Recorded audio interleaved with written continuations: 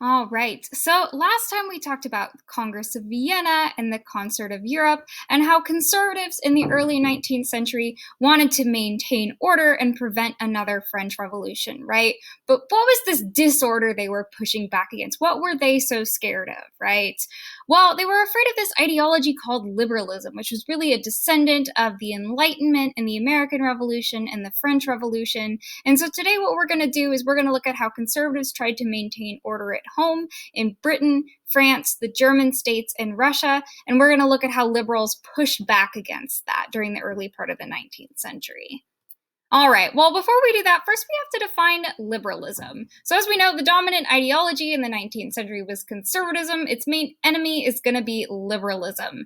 And liberalism is a belief in both political and economic freedom. And it is a descendant of all those Enlightenment ideas that we talked about during the Enlightenment unit and during the French Revolution unit. So it's really a descendant of that. It was really proto-liberal ideas really guided the American and French Revolution. So liberty, equality, fraternity, those are all super liberal ideas.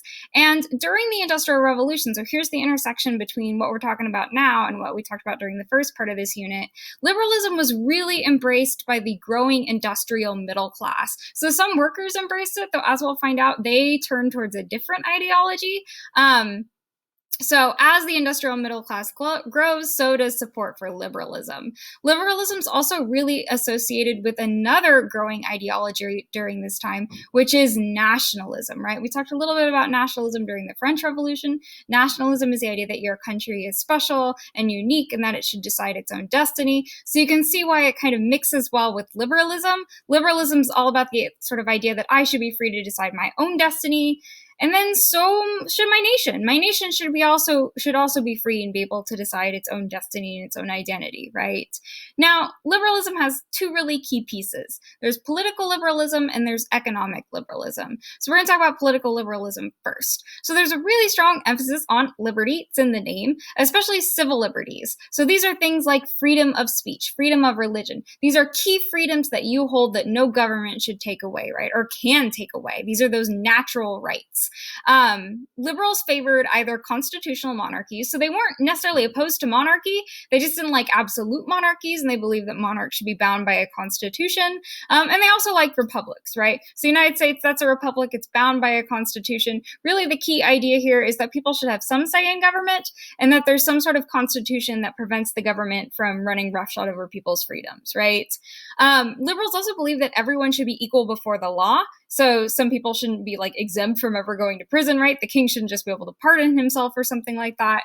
But this didn't necessarily extend to sort of like full political equality. Generally, they believe that only property owning men should vote. It might change a little bit towards the end of the century, but at the beginning of the 19th century, yeah, liberals are not really on board with women voting yet, though some of them are not really on board with the working class voting either. A really key liberal philosopher is John Stuart Mill. He wrote a book that's literally called On Liberty. It's a pretty good read. His defense of freedom of speech is really interesting. And actually, just as a fun fact, John Stuart Mill is actually kind of unusual for our early liberals, and he was actually a really big proponent of women's rights too. So there's that going for him. All right. So there's political liberalism and then there's economic liberalism. And when we talked about the Enlightenment, about Adam Smith and laissez-faire economics, and economic liberalism is really just a continuation of those ideas. So again, it embraces laissez-faire economics, which is the idea that the government should stay out of the economy. So you can imagine why like a middle-class bourgeois factory owner would really like this philosophy, because what it says is the government should not tell him how to run his business, how to treat his workers, what the heck he puts in his flour, right? It says government should stay out. He should be able to do whatever the heck he wants. So some really key thinkers here are Thomas Malthus and David Ricardo. And I'm going to explain their ideas to you and sort of let you formulate your own take on these. So Malthus had this idea that poverty is kind of a natural product of capitalism and laissez-faire economics, and that the government really can't and shouldn't try to solve it. Well, how do we deal with it? So what happens? Basically, it's like, well, it's a self-fixing problem here. If there are too many poor people, the food supply doesn't grow enough to fit the number of poor people, all the poor people starve, now you got no more poor people, right? So poverty is a self-fixing problem. Government shouldn't get involved with it. It'll resolve itself on its own. Fun. David Ricardo, similarly kind of cold, and he had this idea called the iron law of wages, and he had this belief that, well, So maybe all these workers are like, the government is or businesses are paying me too little, the factory owner is paying me too little, I'm going to go on strike, I'm going to agitate for higher wages. And David Ricardo says, well, maybe the government wants to step in and institute like a minimum wage law, but that's a bad thing, because if the government raises wages, then the workers can buy more food, which means the workers can buy more have more babies, which means there are more workers. There are too many workers. That puts pressure on wages and drives them down, which means that now people can't buy food and people starve.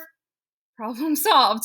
So both of these guys really, really believe the government should stay out of the economy, and situations like poor people would solve themselves because all the poor people die.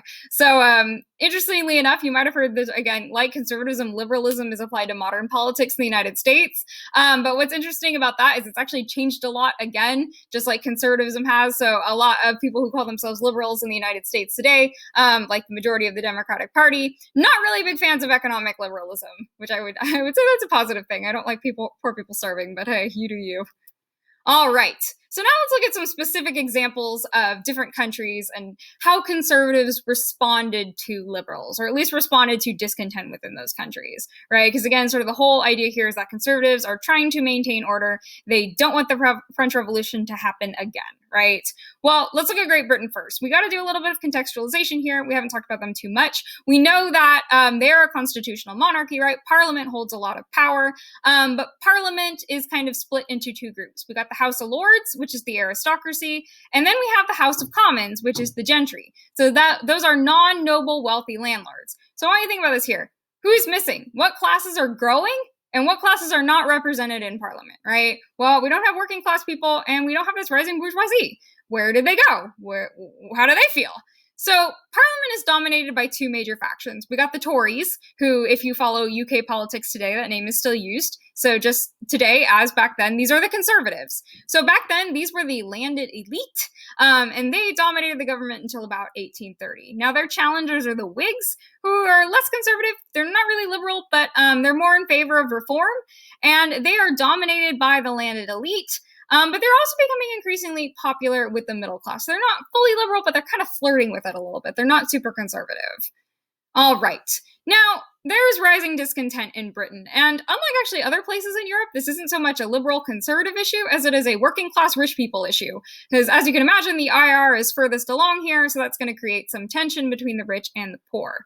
So what happens is increased agricultural production is going to push food prices down. Now this is great news if you are a working class person, because now food is cheaper, right? And you aren't going to starve to death. But this is not great for the agricultural landlords who sold all those agricultural products, right? If it's cheaper, they aren't making as high a profit.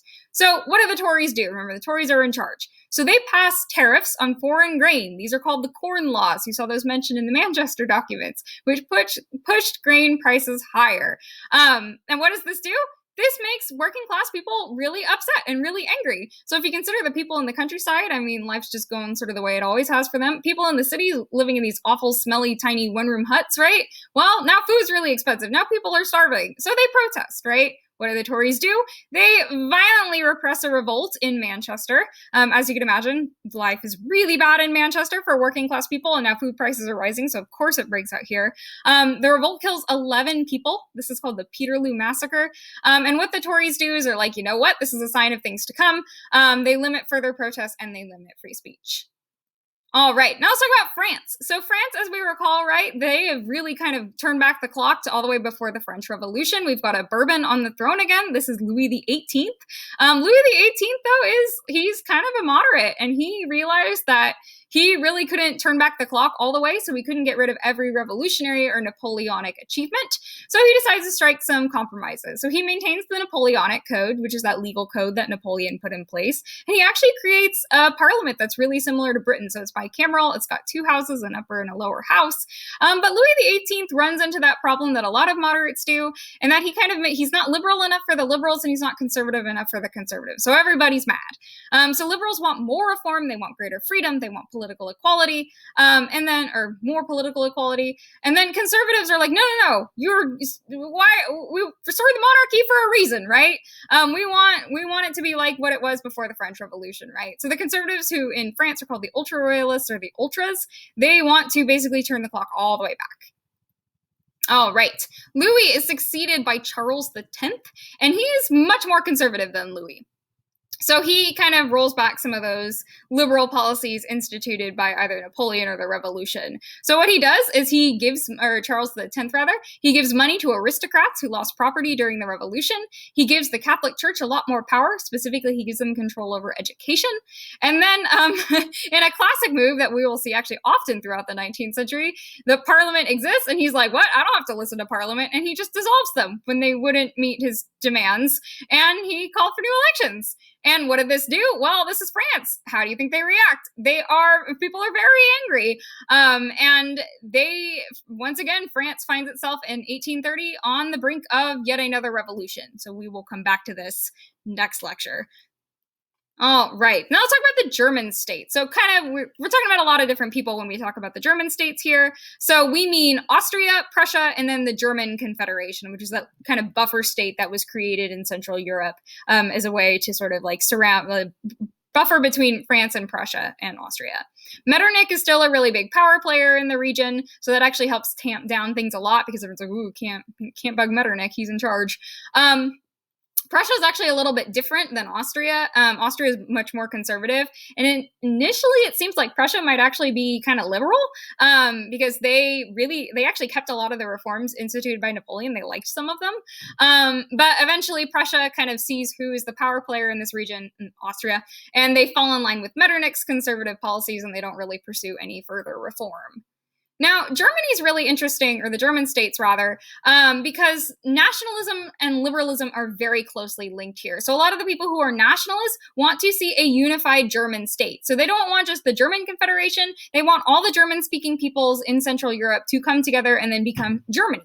So what happens is, and this is actually really centered in the universities, so we got professors and students calling for not just this unified Germany, but for liberal political reforms, right? Greater freedom, greater political participation. So students create these societies called, I can't speak German, Burschenschaften, and their whole goal is to fight for a unified liberal Germany. And what does Metternich do?